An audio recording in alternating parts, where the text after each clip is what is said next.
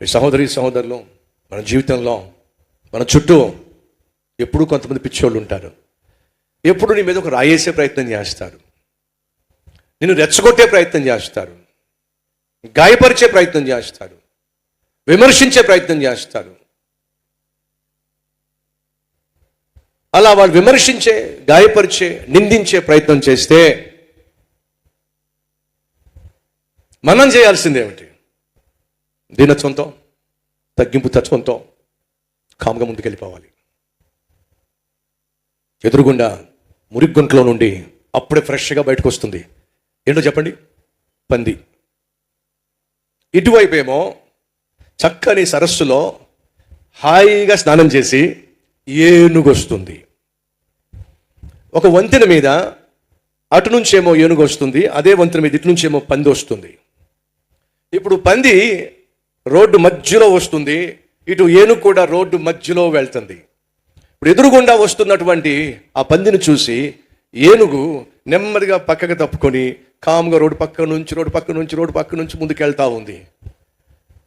పందేమో దర్జాగా రోడ్డు మధ్యలో వెళుతూ ముందుకెళ్ళింది. అక్కడ చాలా జంతువులు ఉన్నాయి. ఏంటి పంది, నిన్ను చూస్తే ఏనుగు భయపడిపోయిందేంటి? నిన్ను చూసి భయపడిపోయి పక్క నుంచి వెళ్ళిపోయిందేమిటి? మరి ఏమనుకున్నారు నేనంటే అంది పంది. ఈ లోపల నక్కొచ్చింది, పిచ్చి పంది. ఆ ఏనుగు చూసి నిన్ను చూసి భయపడిపోయి పక్క నుంచి వెళ్ళా. ఎందుకు చూడలేదా? చూశా.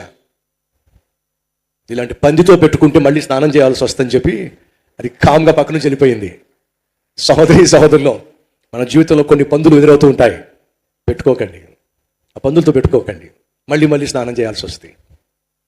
వాడికి స్నానాలు ఉండవు కదా, వాడికి శుభ్రత ఉండదు కదా, బతుకంతా మురికే కదా. ఆ బతుకంతా మురికి ఉన్నటువంటి మురికి పందులు ఎదురుగుండా వస్తున్నప్పుడు జ్ఞానం కలిగిన పెద్ద ఏనుగాని ఏం చేస్తుంది చెప్పండి? కామ్గా పక్క నుంచి వెళ్ళిపోతుంది. ఆ పంది అనుకుంటుంది, చూసారా, నాకు జవాబు చెప్పకుండా, జవాబు ఇవ్వకుండా గప్చుప్గా వెళ్ళిపోతుంది ఏనుగు. నేనంటే భయపడిపోయింది. పిచ్చిది ఆ పంది. పందిని చూసి ఏనుగు భయపడలా, పంది బ్రతుకును చూసి జాగ్రత్త పడి కామ్గా వెళ్ళిపోయింది. మీ సహోదరి సహోదరులు, మీ జీవితంలో ఇలాంటి మనుషులు ఎదురుతూ ఉంటారు. ఉద్యోగం చేసే చోట, పనిచేసే చోట, ప్రయాణం చేస్తున్నప్పుడు ఒక మాట పడడం వల్ల వచ్చే నష్టమేమీ లేదు. కాముగా ముందుకెళ్ళిపోతేనే బాగుంటుంది.